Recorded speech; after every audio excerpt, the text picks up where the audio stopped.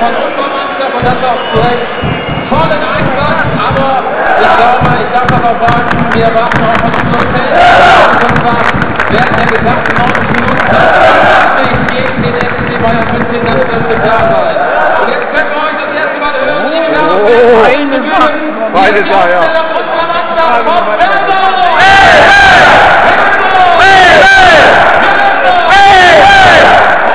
Ist natürlich im Tor unsere absolute Nummer 1.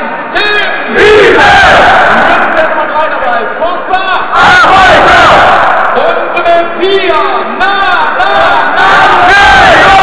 Der ist immer. Die 11. Markus!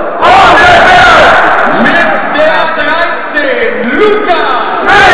Das ist aber auch wieder zu uns. Wer ist die Nummer 14? Aaron! Die 23 ist Flasko! Und auf erster Mal heute als Kapitän die 24, Claudio! Mit der 25, Torben! Mit der 34, Alexander! Und die 35, Florian! Dann haben wir das mit der Nummer 21, Sebastian! Zurück zunächst einmal auf der Bank die 7, Marco!